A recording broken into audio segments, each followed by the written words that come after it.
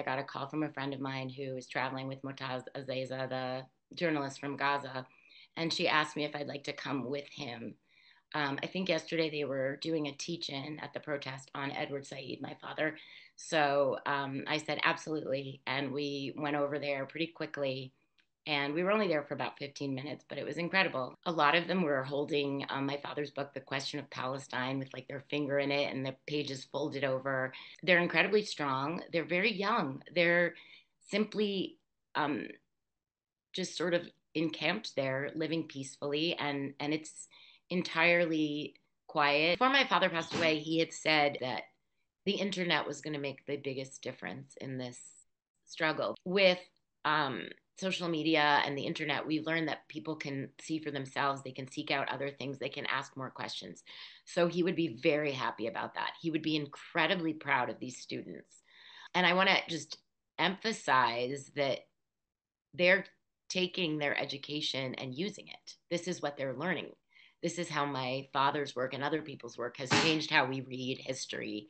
So he would be incredibly proud of that. I think that he would have probably approached President Shafiq personally and tried to speak with her and tried to help this situation not turn into what it has, which is also sort of heartbreaking because it really makes me wish he were here. To me, the first of all, the idea of calling in the National Guard on these students is absolutely absurd.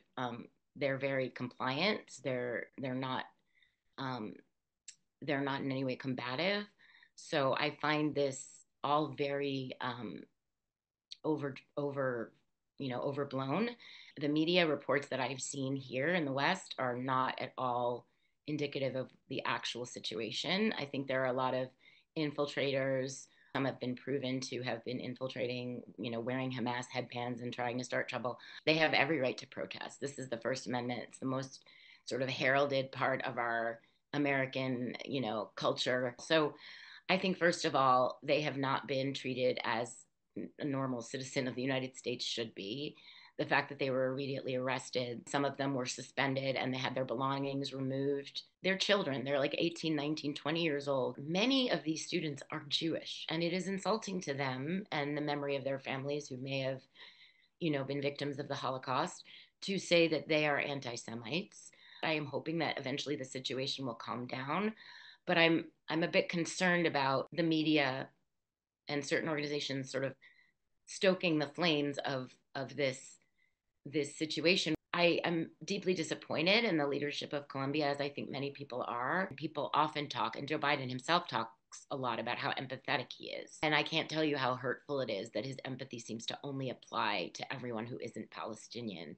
It's egregious, it's blatant, and it's hurtful. I don't think I could ever forgive them, Joe Biden and his administration, for their behavior, not to mention the constant lying to our faces. It's really disappointing.